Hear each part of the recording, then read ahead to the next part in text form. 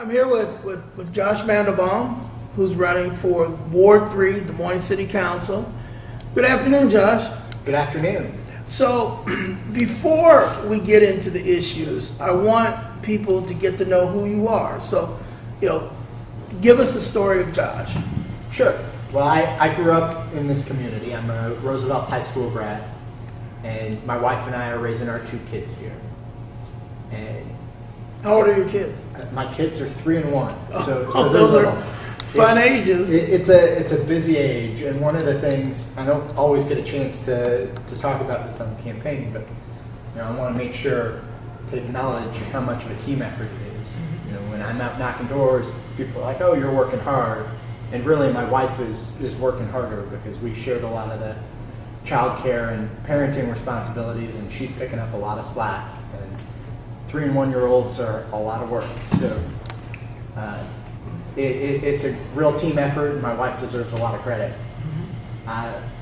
So yeah, we're raising our kids here, and knock on wood, someday they'll be Roosevelt High School grads too.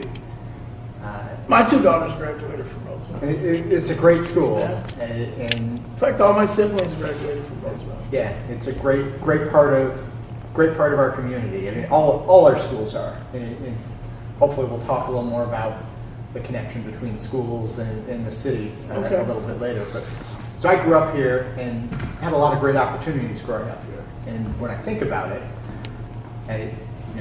my family has had a lot of great opportunities here. My family's story in Des Moines goes all the way back to my great-great-grandfather Julius, who came here as a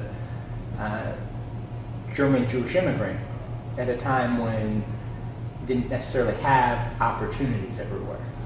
But in Des Moines, he did. He was able to open a dry goods store, create a better life for himself and his family, and as it turns out, multiple generations of his family.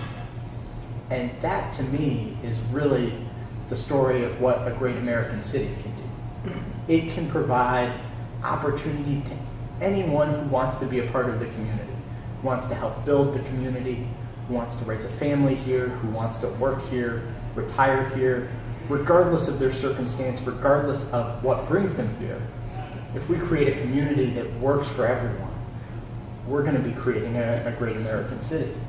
And so that's a piece of my story and a piece of what I want to do in this race. And the other piece is I've had a career that's really been public service focused. So I worked in Washington, D.C., in the U.S. Department of Transportation in the Secretary's Policy Office doing a fellowship. I worked here in the Governor's Office during the Vilsack-Peterson administration on the policy staff. And I currently work as an environmental attorney at a nonprofit doing clean water and clean energy work. So my background has really been public service oriented, and that's a big part of who I am. And throughout this time, I've been involved in the community too. I currently serve on several boards, including the Polk County Early Childhood Iowa Board, the University of Iowa REACH program, the Jewish Federation of Greater Des Moines. So I'm involved in a lot of different. What are some of the others? I mean, we want people to get to know you. Yep. This is part of my philosophy. If we were picking 7 people to run John Deere, or to run the principal, or to run EMC, or to run Nationwide, there would be a vetting process. There would be a thorough vetting process. And too often with elected officials who are going to control hundreds of millions of dollars of spending annually and have profound impact on children and families and the community, and especially when you talk about cities, we often just give them a bubble questionnaire and they fill in the questionnaire and they say yes, they will support our issue, or no, they won't, and we think that's adequate. We, on the other hand, think that the people should get to know these folks who are going to be directing this massive entity of impact. So take your time. Sure. Well, I guess what else do you want to know? So you mentioned 3 boards. Yep. What are some of the others? So over the years, I've been involved in a variety of things. So after law school, I was practicing in the Quad Cities for a time, and When I was there, I was on the United Way Young Leaders Council there, was on the Downtown Partnership there. I've been involved politically and served on a local central committee. I've done work with the Iowa Tobacco Prevention Alliance. I've gone through the Greater Des Moines Leadership Institute and that training and professional development. And I've been named to the Business Records 40 Under 40. How old are you now? I'm 38. Okay. And in my field, I've been named to the Midwest Energy News, which is regional in scope, to their 40 Under 40. So I've been involved and been recognized in a lot of different ways. Okay. What made you decide to run for this seat? I've always been interested in public service. I mean, I mentioned several different ways that I've been involved in service, from working at the Department of Transportation to working in the Vilsack-Peterson administration to working as an environmental attorney. And so this is another way to serve the public in a very immediate and direct way, because City Council is closest to us all. True, but that could have translated into a run for Congress, a run for state legislature, a run for, several different offices. So why this particular seat? So one of the things... Or at large, so one which of the, is up. So why this particular? One of the things that got me particularly interested in looking at this seat is I care a lot about water quality, and I think that's something that affects us all on a daily basis. And I was profoundly disappointed with the way that the existing council had been addressing the water quality issue, and particularly in the... So for those who don't know, what is it that the council did, and what is it that you are disappointed in? Well, there are a couple of things. One, the council has actively and vocally opposed the Des Moines Water Works efforts to improve water quality. And they specifically were one of the only entities that registered in support of a bill that retaliated against the Des Moines Water Works up at the Capitol. They registered in support of that bill when... What was the rationale? That's a good question. I don't think it was necessarily well explained. I mean, they said that they thought they would get a worse bill if they didn't register for it. They said that to improve the bill, they needed to be registered for it. Both things that, in my experience working up at the Capitol, are not true. So that was disappointing. The other piece that was disappointing is the current Third Ward council member has been on an entity called the Partnership for Clean Water, which has been a group that has spent almost $1 million attacking Bill Stowe and the Des Moines Water Works for standing up for clean water. And that, to me, was an example about how politics around water quality are broken. When you had someone who's representing not just where the waterworks is, like the actual physical location of the waterworks is in the Third Ward. And so everyone who works at the waterworks works in this ward. But everyone who lives in this ward relies on the Des Moines Water Works to provide clean drinking water. And Which is physically located in your district. which is physically located in the district. So that, to me, was an example of the disconnect around water quality in our politics. And I thought even the act of running and providing some accountability was something that would make a difference. And so that's why I started looking at this particular seat at this particular time. But couldn't you, I mean, you mentioned that the city registered in support of a bill. If it comes down to legislation, couldn't you arguably impact that on a more direct level by being in the legislature, which actually can pass bills to have an impact, rather than, say, the city council that can register in support of a bill or in opposition to a bill? I mean, I think you can have an impact in both ways. And I think if you look at where... And I ask you that because I mean, somebody out there, we have a sophisticated readership, and somebody out there might say, we support clean water, but if the goal is to counter what the city did, couldn't you in theory do it more directly in the legislature than say on the city council? Part of it is you look where there are gaps. And if you look at our legislators, Senator McCoy and Representative Olson, they were in the right place on this issue. but it was the council that was lacking in leadership on this issue. So that was an area that clearly on this issue, So if you were in the legislature, there wouldn't have been an additional vote for. it wouldn't have changed the vote, and they've been vocal and taking leadership positions on that too. Senator McCoy hosted a forum with Bill Stowe to talk about this issue and help educate people on this issue.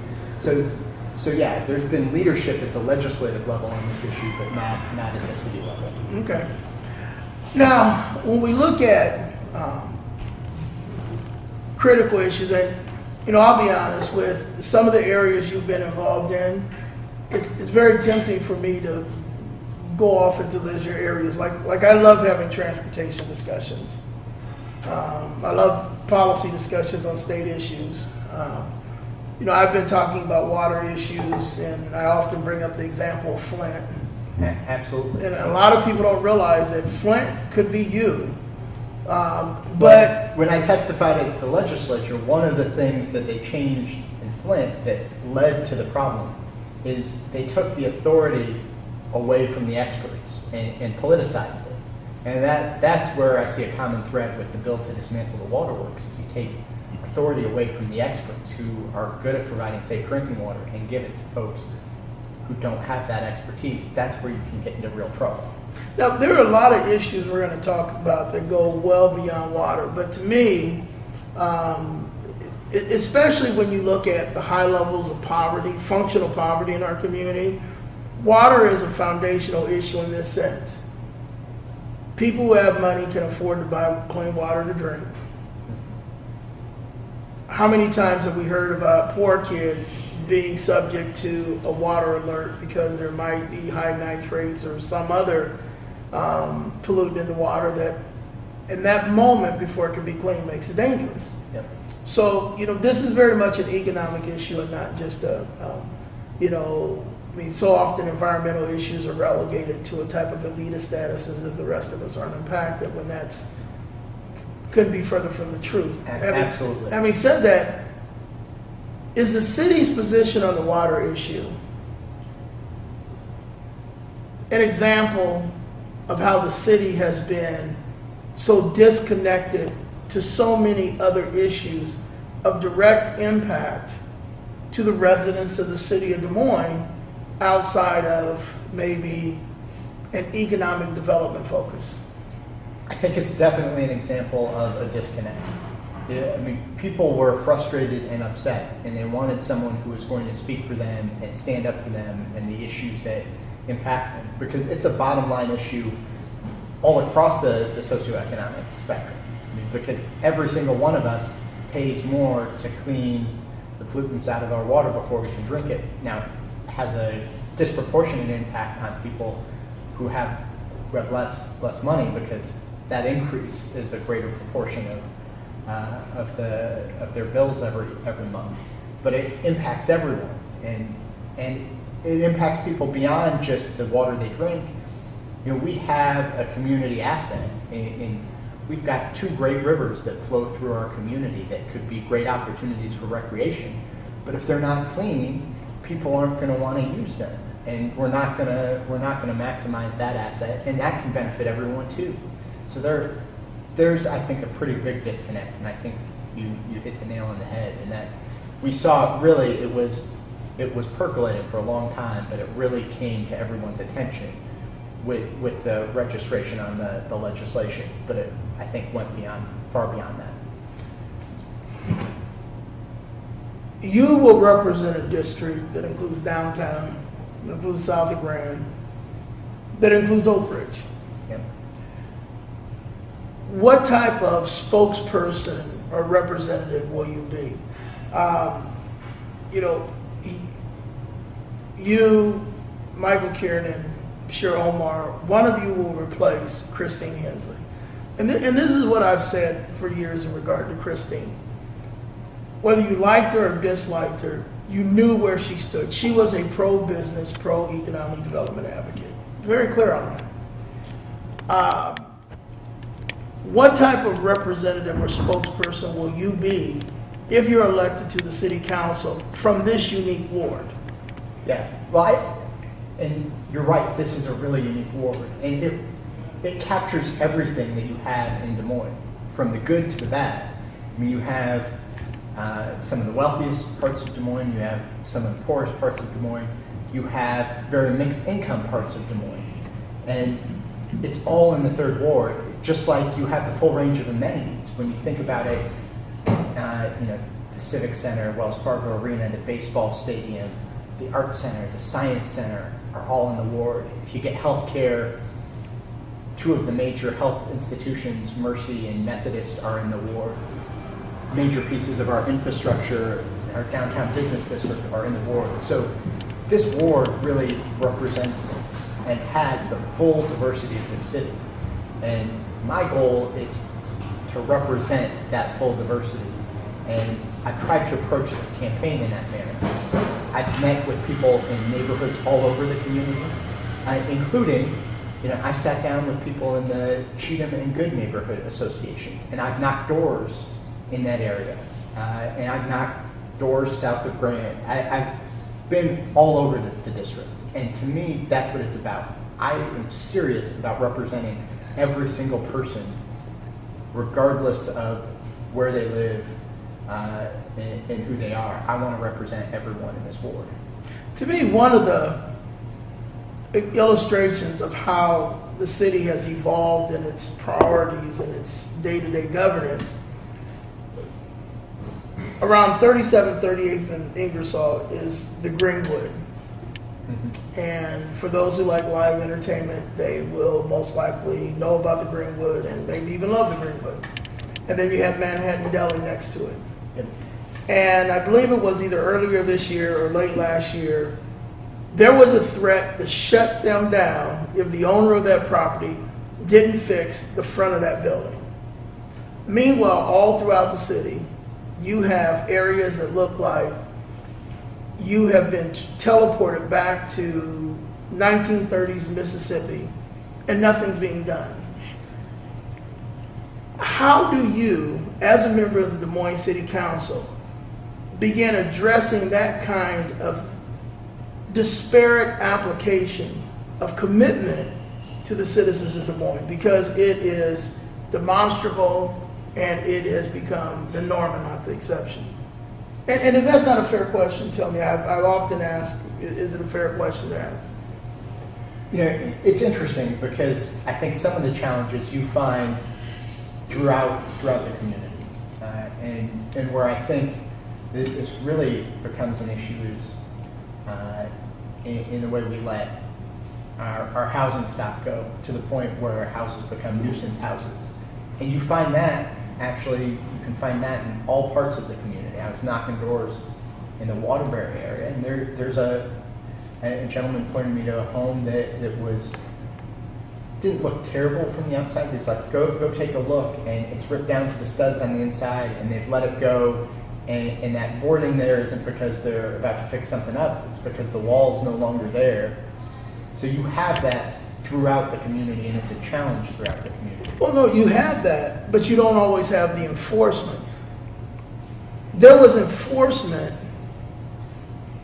when it came to the front of the Greenwood and Manhattan Deli, that property, because somebody who left El Patio one day looked and said, I don't like the way that looked, called somebody in the city, and next thing you know, they're saying fix it or else. So you have enforcement in the one instance, whereas like you said, you can find examples where there's not enforcement all over the rest of the city. So how do we address the equitable application of the administration of city leadership? I mean, I think the goal is to raise the bar so that we improve that throughout the city. And some of it, because there are processes that you have to go through and due process and ways that you have to treat landlords. I mean, you just have to be very, very diligent about it. I mean, that owner, I think, had let those properties go for a number of years. So as have others. As have others. Who are immune from enforcement. Yeah. I mean, and was allowed to let it go for years because the wrong person didn't complain. When the right person complained, something had to be done.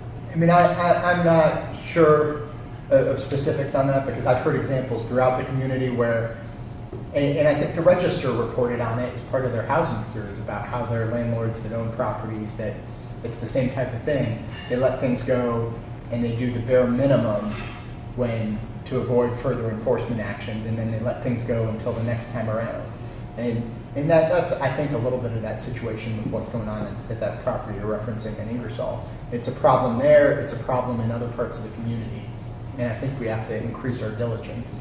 And I also think part of because you have limited resources and it's challenging to prioritize every place, but I think we should be prioritizing corridors throughout the community.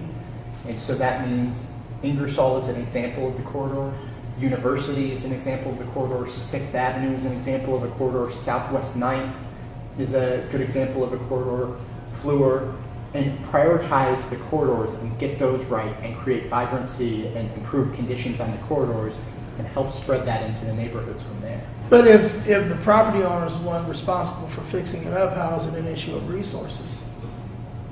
Enforcement's an issue of resources, and staying on that. I mean, I think it's a challenge everywhere. You know, years ago, I remember Katrina, and Katrina's near and dear to me because I actually, married a woman in a hot air balloon who had to come from California. She was in supervised ministers, and so she called me when she got to the Midwest. She was based in Indiana, and she went down there when there were the dead bodies and everything. And so I always think about how her and her team could get into areas where Katrina had an impact. Harry Connick could get into areas where Katrina had impact, but the Bush administration couldn't. If candidates can walk and see that this is blight, there's blight and poverty and something needs to be done, then how can city officials not see that when they have years to deal with it as opposed to candidates having weeks to months to walk and see it? I mean, that's a good question. I mean, I think there are just challenges that we've got to overcome, and that requires the council to set the agenda and prioritize it and push and work collaboratively with the city staff to make progress. If I said Des Moines is 2 cities, would that be a fair statement? I always like that. It's the best of times, the worst of times.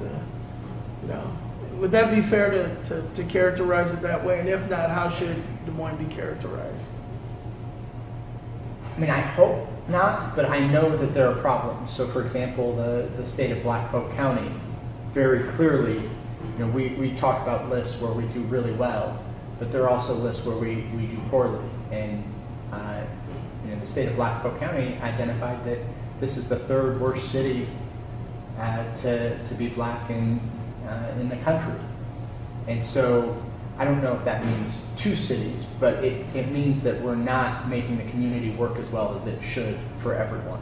And that's Polk County and large parts of Polk County, but I mean, in terms of Des Moines, within the boundaries of Des Moines, are we 2 cities or are we 1 city?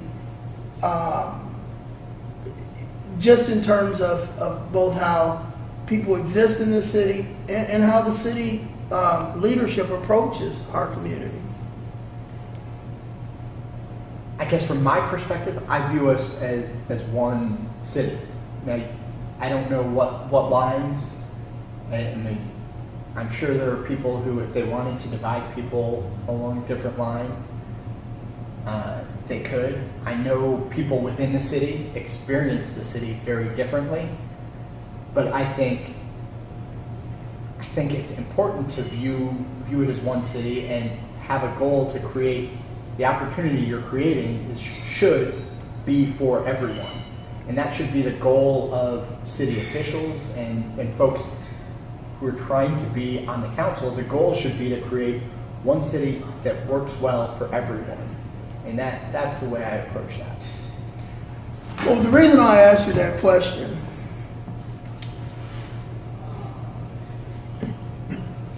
just in the past 8 years, we've seen the functional level of family poverty in our community jump more than 20 points.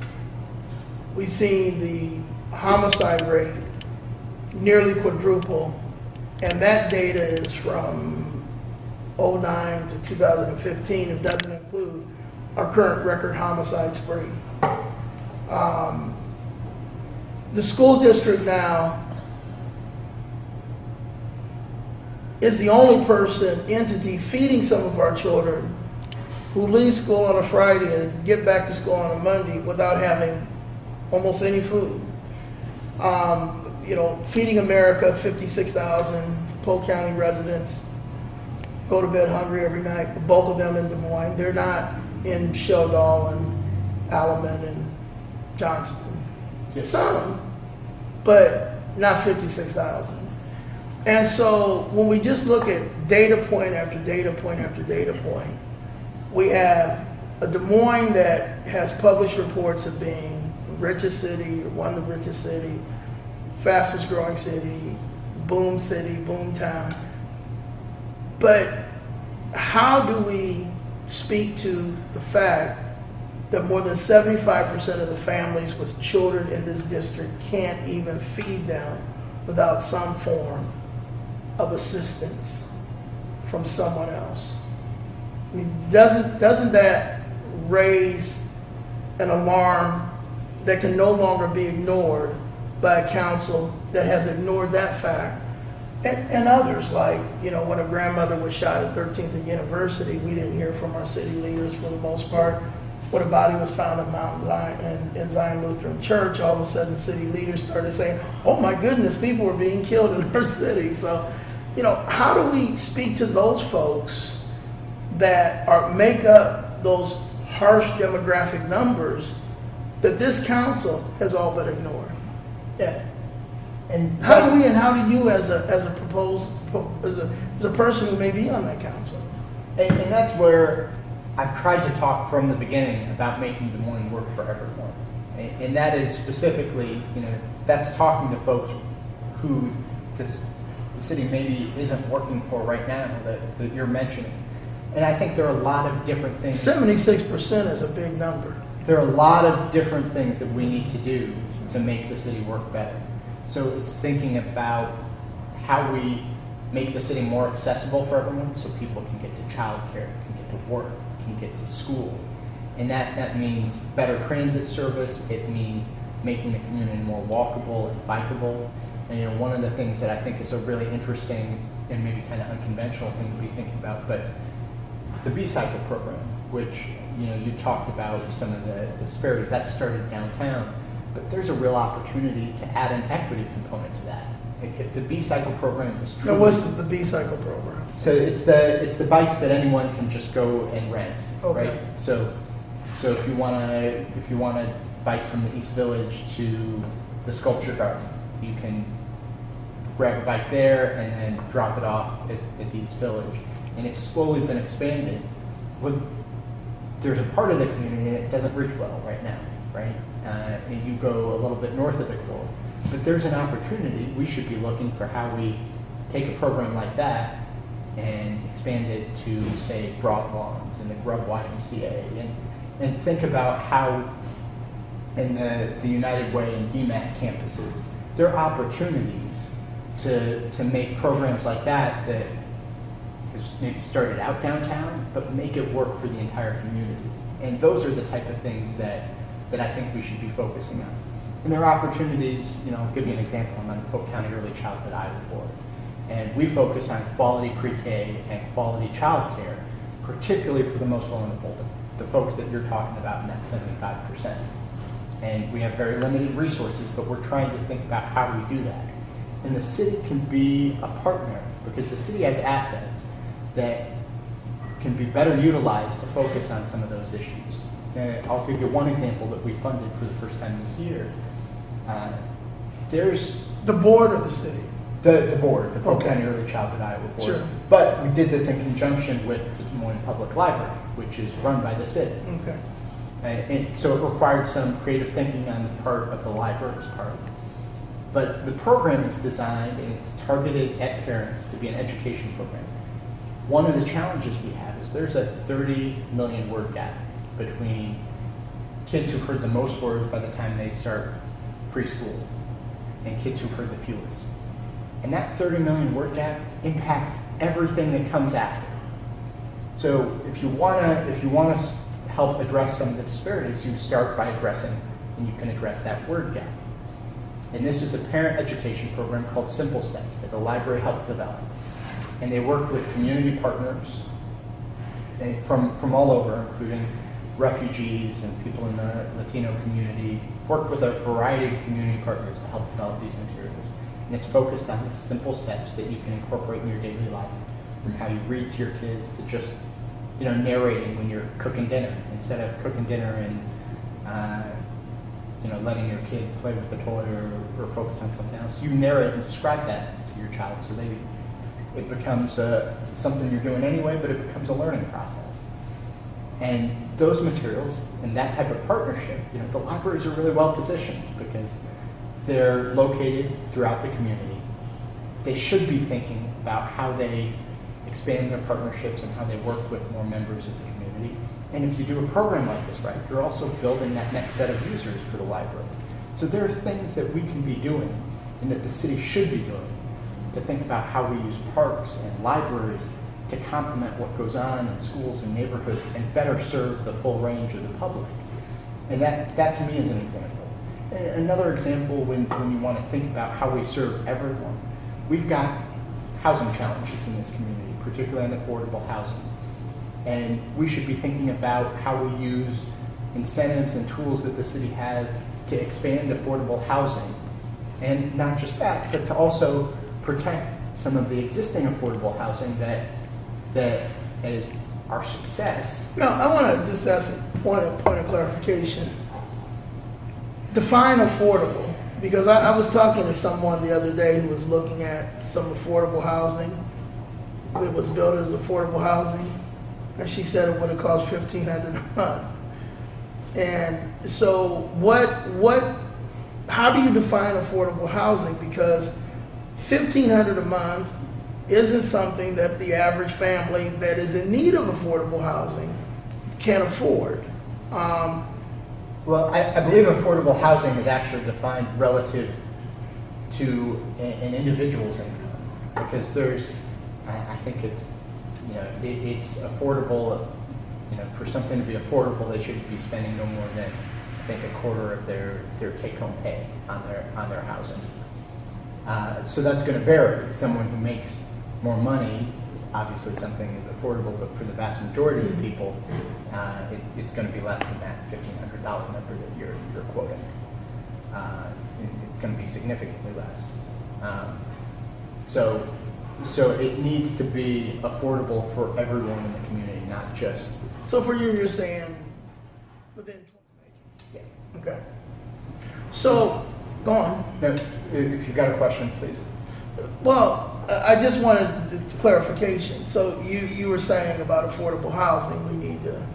We need to be thinking about how we create more affordable housing, but not only create more, we need to protect existing affordable housing. One of the things that this is probably in places in the Third Ward this is happening. The Ingersoll district actually has a decent amount, if you talk with the folks at the Polk County Housing Trust Fund, a decent amount of what they call naturally occurring affordable housing. That is apartment buildings that have aged and rents have stayed relatively stable and are affordable for a lot of folks. But as that corridor becomes more successful, there are buildings that you might have rents in the $500-600 level that get bought up and fixed up, and you can all of a sudden be pricing out people who've been living there for 10-20 years in a very affordable manner, and at the same time move affordable housing units out. And I think we should be mindful of that and try and prevent and work to prevent that. And an example of that is the Bryn Mawr building on 29th, where I think they saw a transition in owners of that building, and the Polk County Housing Trust Fund actually worked with the new owner to preserve affordable units in that building. And so we need to be thinking about that as we also think about how we add. And one of the things we should be talking about an inclusive housing policy and moving in that direction as a city. So when we provide incentives, we should be looking at whether or not there's an affordable component in a project. And I think that's really important because I think it's important to have mixed income development, not just affordable development. I'll give you an example of the problems that create. The Deer Ridge, which is also in the 3rd Ward, and I've knocked on doors in those buildings too. And that was sort of built and almost tried to tuck that away, right? And as a consequence, the folks who live there don't have access to transit. It's not a walkable place. They can't walk. If you wanted to walk to food there, the closest thing that you could walk to is the Quick Trip on 63rd. You don't have sidewalks and you're going on a 4-lane highway to walk there. And then you're buying your food at a Quick Trip. And you can't walk. And that's the closest service. You can't, and it's not particularly close. I mean, it creates a whole host of problems when you develop that way. And I think we really want to avoid that type of development, and we want to create more mixed development. And that's how you create a community that's going to work for everyone. And that's got to be a piece of the solution. Jobs. Does the city have an obligation to talk about jobs, good jobs, meaningful jobs, and its role in creating those jobs? Certainly. And I'll give you an example where I think the city could have done better in the last year. One of the things that I think, and this is a legislative action that was pretty egregious, they rolled back the minimum wage 3 days before a minimum wage increase was set to take effect for 26,000 people in Polk County, a lot of them Des Moines residents. And there, to me, one, the city should have been more vocal on that and should have been stepping up. And the city should think about that in the context broadly too. It's about the type of jobs we want to create jobs. But even when we're talking about minimum wage, I mean, I hear a lot about minimum wage. I hear a lot about 15 an hour. And in my opinion, some of those conversations are incredibly irresponsible because they don't look at the full scope of what it takes for a family to survive. Like, on the $15 issue, I've had conversations where I've said, if you look at it how it's proposed, raise the minimum wage to $15 an hour, and there's almost no other conversation within the context of that proposal.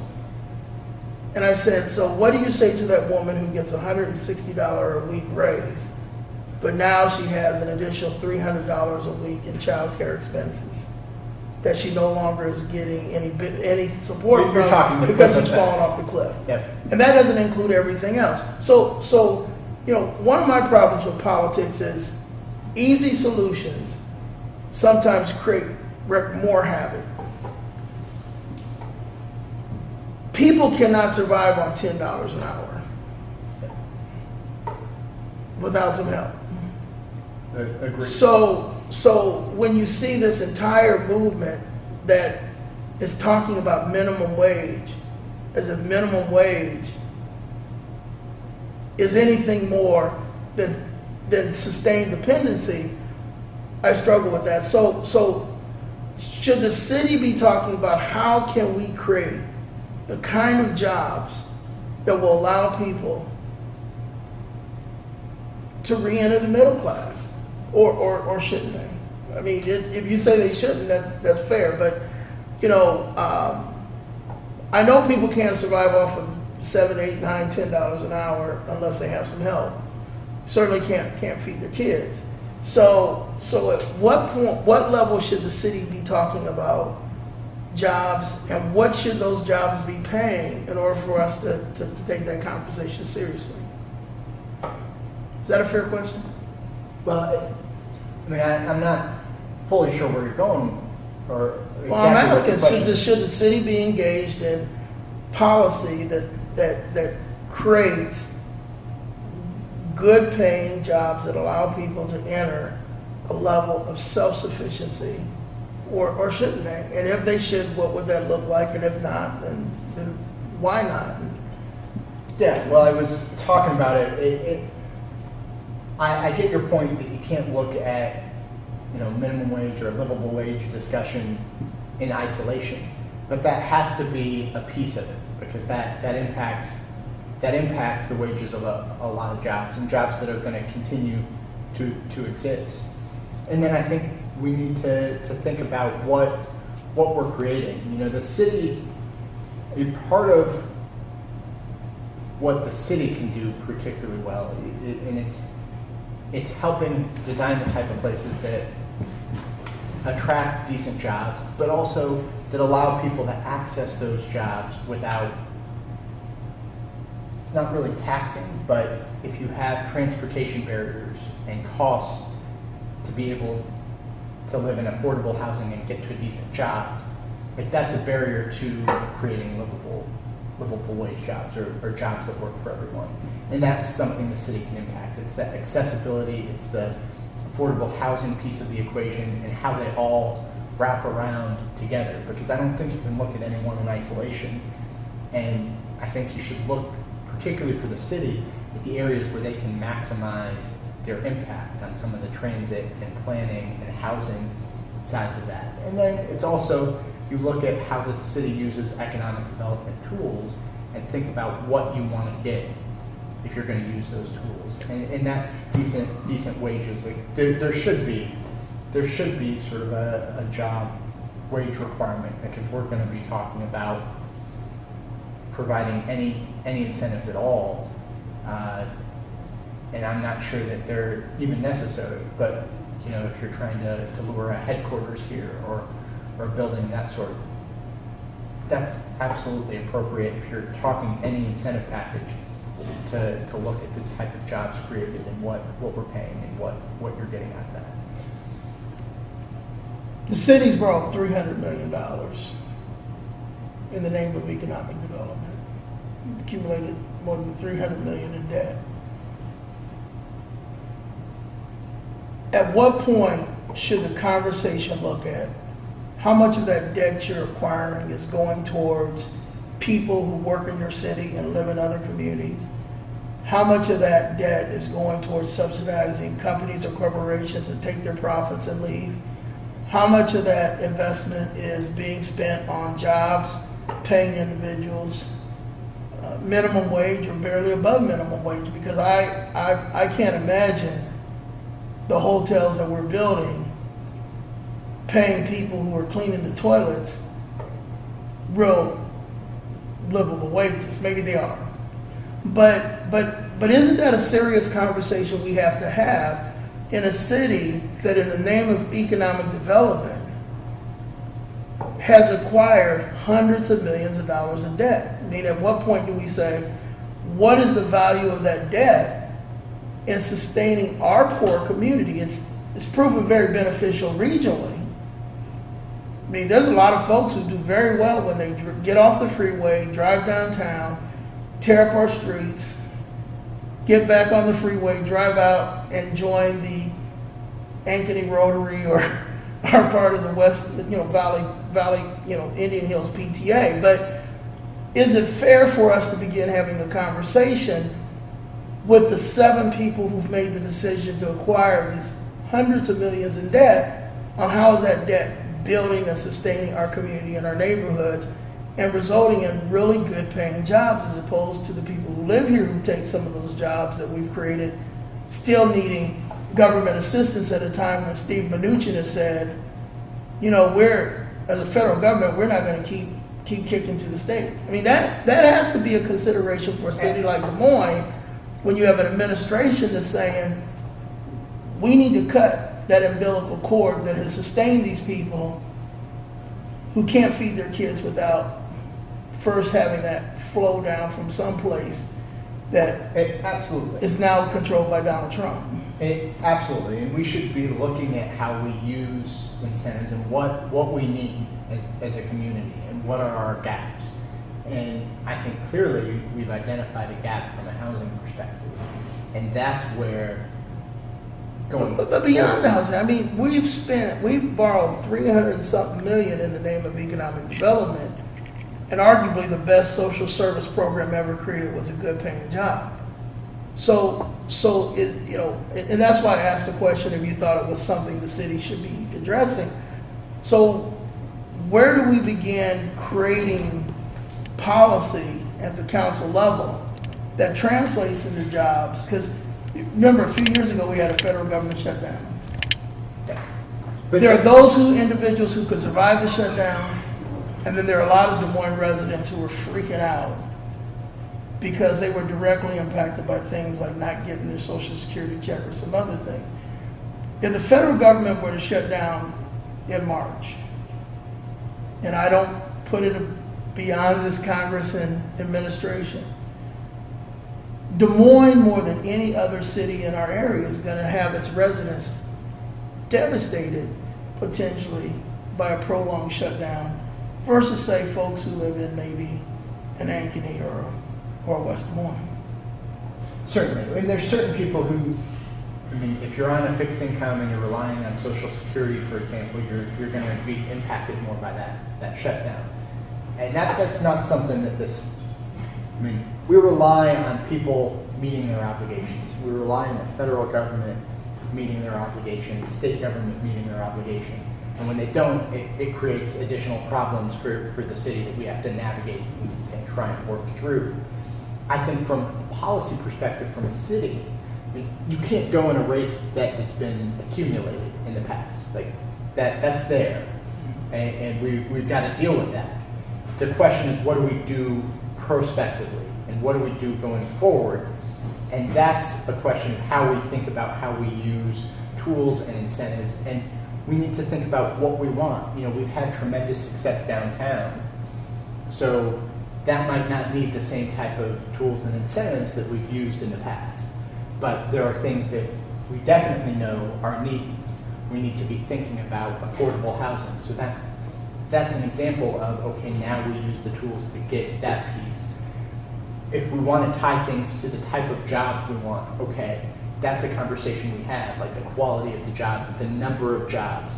And there are ways to structure tools that the city has to get the results that you want. And that's the type of conversation we should be having going forward. And I think that's really what you're getting at, talking about what we've done in the past, maybe not addressing those issues.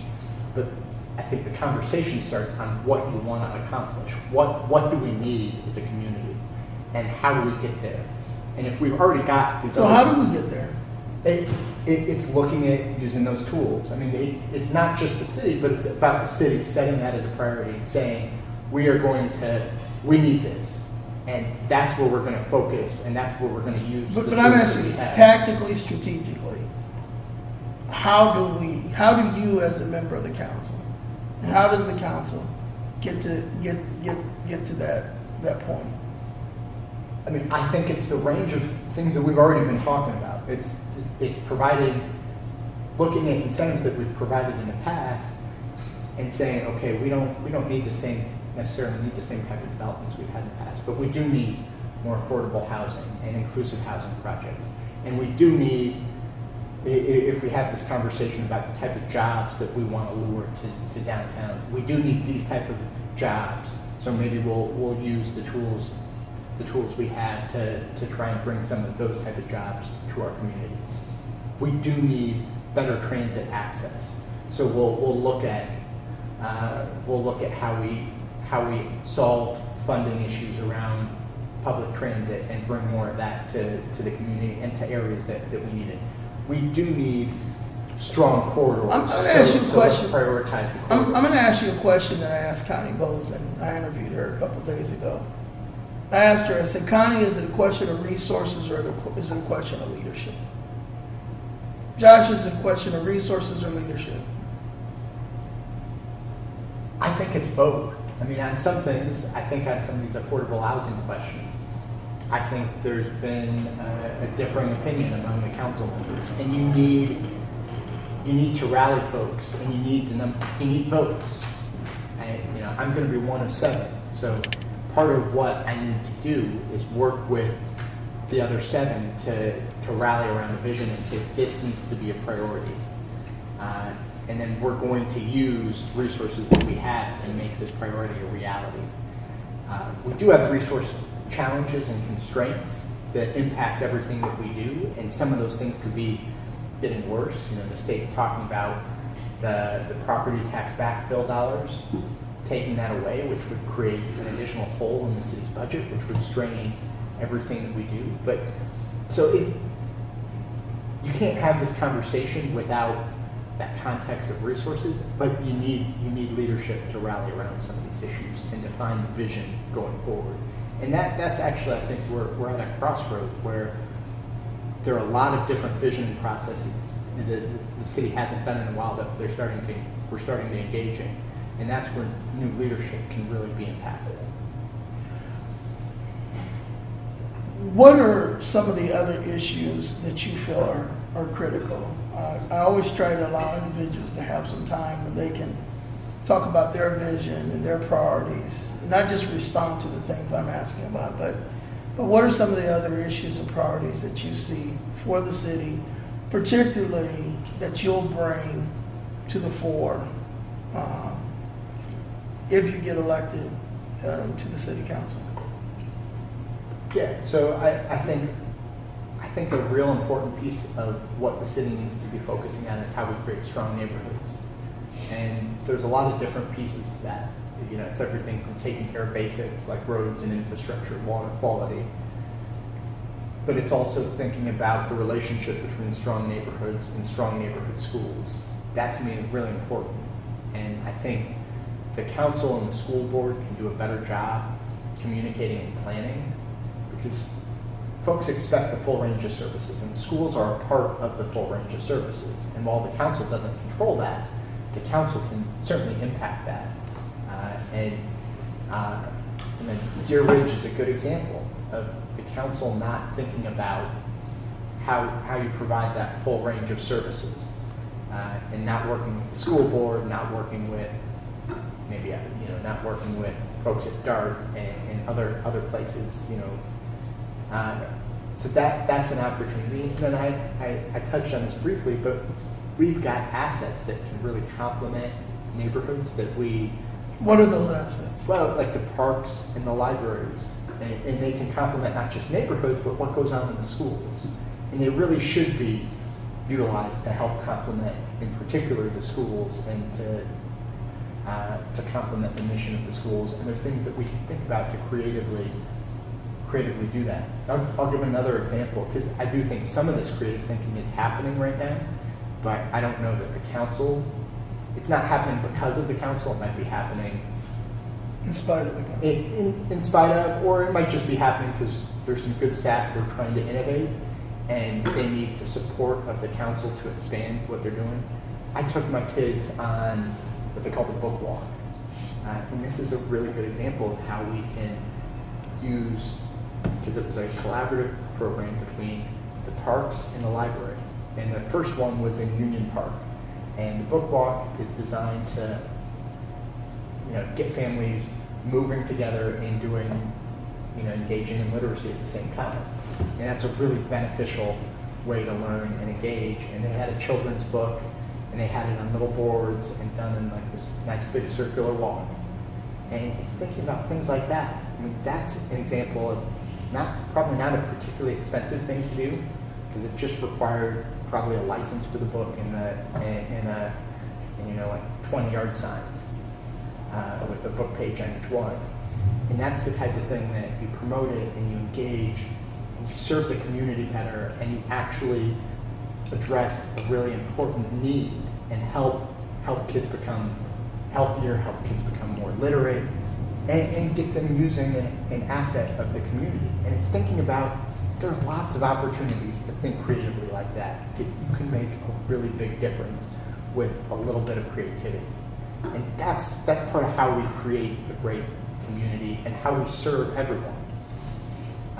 It's something like I talked about, thinking about a program that has gotten a lot of widespread support from a lot of aspects of the community, like the B-Cycle program that you see downtown, and thinking about how you add the equity component to a program like that, and how you expand its reach. So, it just expanded to the Drake University campus this year. Well, how do we expand it so that we reach more of the community and make it be something that it allows people maybe even to use it to get to work or to access healthcare,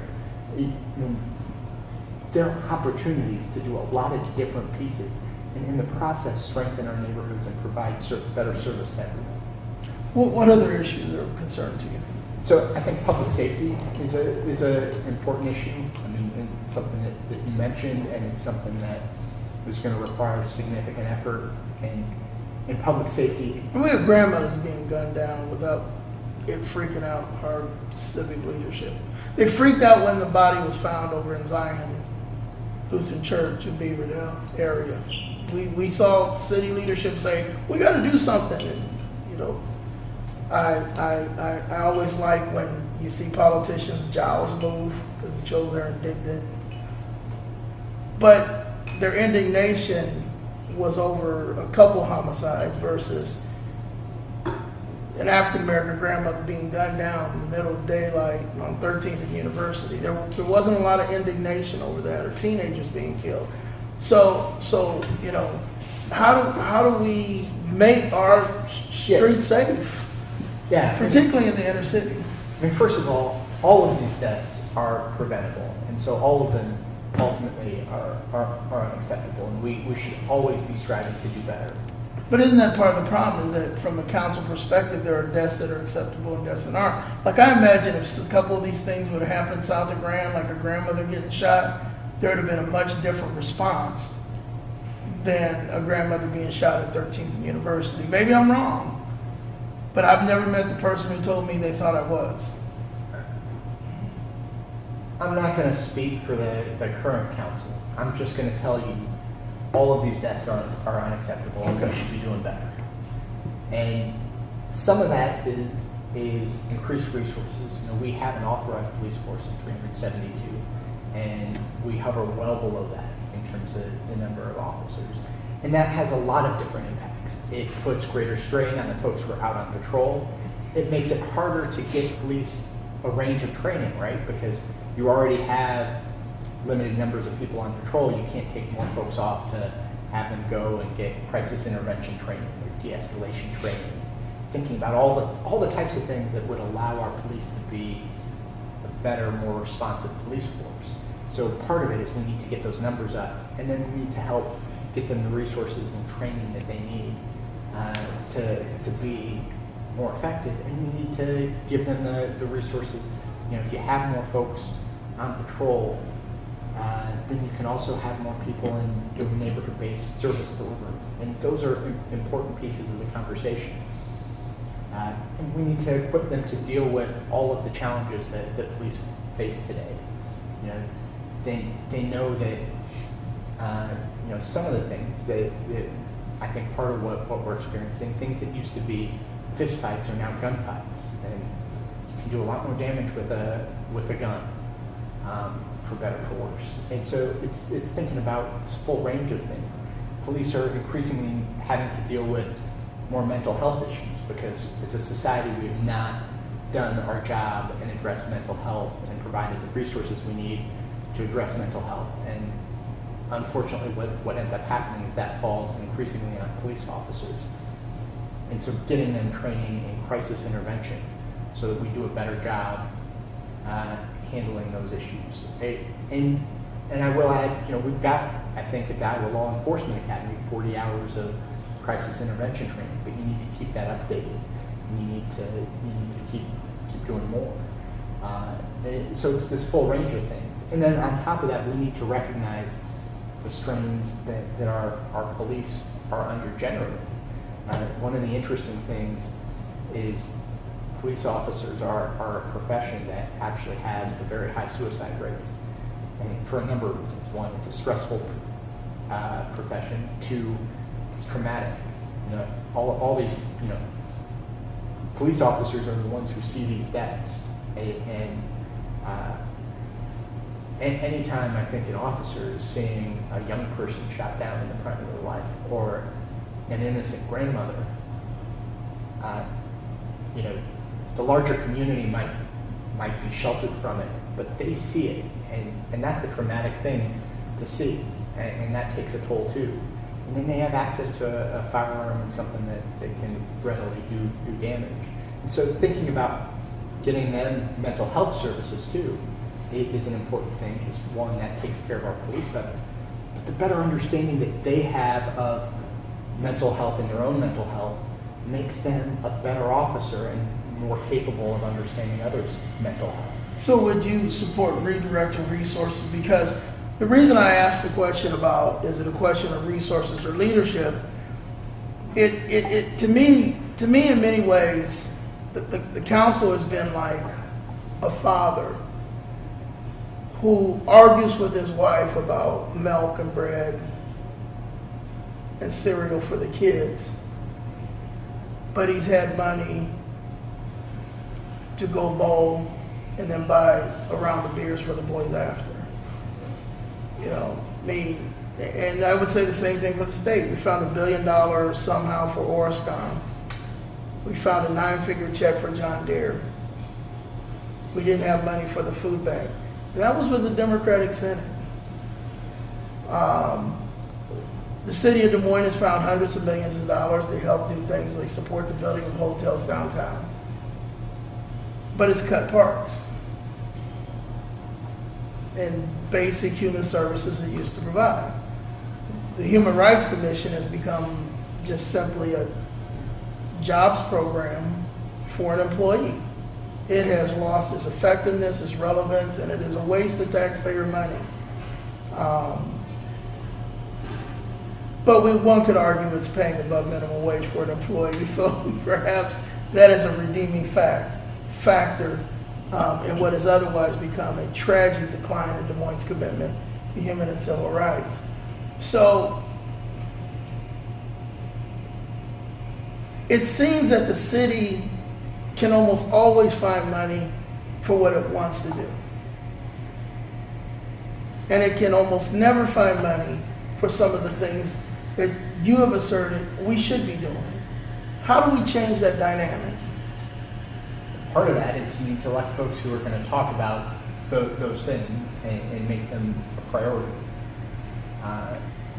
Now, you need a whole council to do that, not just one person, but one voice can start to change some of those things. And you have to dig into, that's where you really have to have people who are going to. And can I say this? And I apologize. I'm a person who believes that one person in an elected board absolutely can't make a difference. I know that before I got elected to the school board, a local radio show host made a list of the things I said I'd get done. A year and a half later, every single thing on that list had a check by it. And I never enjoyed overwhelming support when I was on the board, but there was a push that created conversations, that created changes. So absolutely. Well, I wouldn't be doing this if I didn't believe one person could make a difference on these issues. And that you move your colleagues and you move the institution as a whole by agenda setting and pushing. And so that's part of why I'm running, is I want to make this community work better for everyone and address the range of things that I've talked about. I mean, that's going to be, the things I'm talking about are going to be the things that I'm going to focus on when I work on the council. It's as simple as that. I mean, that's part of why you run a campaign and part of why you talk about a set of issues. So I think we can start making an impact immediately. You take your list and you start going through the list and you figure out where you can make progress and go from there. is there anything I missed? I think we've covered a lot of different things. Okay. So I appreciate your time. Do you want to give out your number or website? Yeah, so joshmandelbaum.com is the website. Facebook is Mandelbaum for Des Moines. And then also Twitter handle is JT Mandelbaum. So those are all ways that you can reach out. And phone is 515-240-7750. Okay, you want to give that one more time? 515-240-7750. Okay, thank you so much. Yeah. Appreciate it. Thanks for your time.